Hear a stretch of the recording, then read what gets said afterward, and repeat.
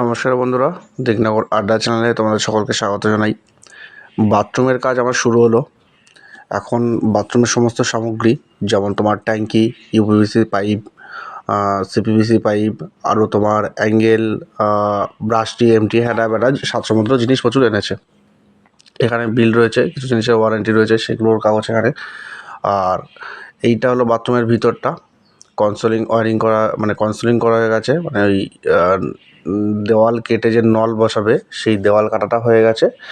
এবং এইখানটাতে geyser, ওপরটাতে shower, এইখানটাতে গরম জলের কল, এখানে ঠান্ডা জলের কল দুটো, এইখানটাতে টয়লেটের ইন্ডিয়ান প্যানের কল, এইখানটাতে এই দুটো হলো তোমার ইন্ডিয়ান প্যান এবং কোমোডের ভাল্ব, পুশ ভাল্ব। এইটাতে তোমার ওই জেট স্প্রের কল, এইখানটাতে বেসিনের কল, এরা ভাটা করবে সব। ওরা কেটে কুটে সব রেখে গেছে এবং মালপত্রও চলে গেছে। আগামী পরের দিনকে এটা ফিটিং হবে। আর বাথরুমের ভিডিওটা আমি একটা পার্টে দিতে পারছি না, কেননা ভিডিওটা একটা পার্টে হয়নি। সবার প্রথমে বাথরুমের অর্ধেক অংশ ঢালাই করেছে, তারপরে বাকি আবার পরে তোমার ওই কনসোলিং ওয়ারিং, মানে দেয়াল কেটেছে, তারপরে পাইপ ফিটিং হয়েছে, তারপরে প্যান বসেছে, তারপরে আবার এটা ফুল ঢালাই হয়েছে, তারপরে কোমোড বসেছে, তারপরে নলগুলো সেটিং হয়েছে। এইভাবে হয়েছে, বাথরুমটা নানান পার্টে হয়েছে, ওই জন্য একভাবে আমি দিতে পারছি না। তবে আজকে যেটা ভিডিওটা আসে, মোটামুটি তোমরা দেখতে পাবে যে প্যানটা বসছে এবং কোমোটের জন্য পাইপ ছেড়ে রাখা হয়েছে, আর ওইদিকে পাইপগুলো সেটিং করা হয়েছে। এইটুকু আজকের ভিডিওতে দেখতে পারবে। আর এই যে দেখতে পাচ্ছ, এটা হলো আমার এই প্লাম্বার এবং রাজমিস্ত্রি দুজন মিলেই কাজ করছে। এটা আমার ইন্ডিয়ান প্যানটা বসছে, এই যে চারি সাইড দিয়ে মেপে বসছে। এবার সবার শেষে আমি একটা ভিডিও করব বাথরুম সম্পর্কে। আজকে তো ইন্ডিয়ান প্যান বসাচ্ছে, এরপরে যেদিনকে কোমোড বসাবে এবং নল ফলগুলো লাগানো হয়ে যাবে, সেই ভিডিওটাও আমি দেবো। এবং তারপরে আর একটা ভিডিও আনবো যে টোটাল বাথরুমে কত খরচ হলো, আমার মতো এরকমভাবে বাথরুম করতে গেলে কত টাকা খরচ হবে, এবং কোন প্যানটা কতটা দূর থেকে রাখবো, সাইড থেকে, চওড়া থেকে, প্যানের সামনে কতটা জায়গা থাকবে, কোমরটা কতটা দূর থেকে রাখবো, কতটুকু জায়গা হলে সর্বনিম্ন একই জায়গায় কোমর এবং প্যান হয়ে যাবে। এই সমস্ত ভিডিও নিয়ে এবং বাথরুমটাও করতে গেলে টোটাল কত খরচ হলো, এই সমস্ত জিনিসপত্র নিয়ে আমি একটা ভিডিও বানিয়ে দেবো।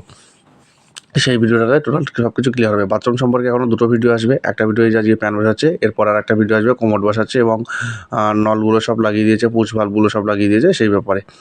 আর বাথরুমের পিছনে, মানে বাথরুম বলতে তোমার ওই যে কোমোড বা লো কোমোড যেটা বলে সবাই, এর পেছনে যে ভাল্বটা, অনেকে সেই ঢপ টাইপের ভাল্ব বসাই, অনেকে আবার ওই তোমার ওই সুইচ টাইপের চেপার থাকে। আর আমি সেগুলো লাগাইনি, আমি তোমার ওই পুশ ভাল্ব লাগিয়েছি। ওই ভাল্বটা পরে দেখাবো, মানে পুশ ভাল্ব মানে হ্যান্ডেল ভাল্ব লাগিয়েছি। একটা পুশ ভাল্বগুলো চাপ দেয়, জল বার হয়, আর একটা হ্যান্ডেল ঘুরিয়ে দেয়, জল পড়ে যায়। ওটা তোমার দেওয়াল উঁচুয়ে থাকবে না, কোনো ঢপ পপ থাকবে না, হলুদ বা নীল বা কোনো কালারও হবে না, অসুবিধা হবে না, জায়গাটা অনেকটা বড় দেখাবে, ফাঁকা থাকবে। ওটা লাগিয়েছি, দাম অবশ্যই বেশি, সেই ব্যাপারটা আমি পরের ভিডিওতে আসবো।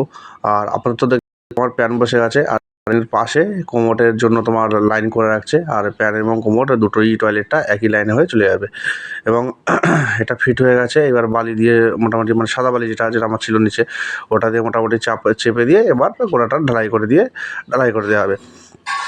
ঢালাইয়েরও খুব সামান্য অংশ আমি রাখবো, দেখতে পারবে তোমরা। আর এটা হলো আমার মানে প্লাম্বার দাদা, আর এটা হলো রাজমিস্ত্রি, দুজন মিলিয়ে হাতে পাতে কাজটা করছে।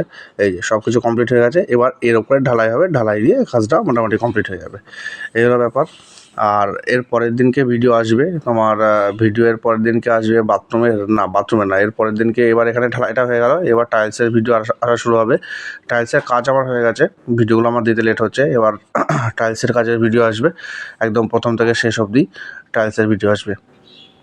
টাইলস হয়ে গেলে আবার বাথরুমের ভিডিও আসবে।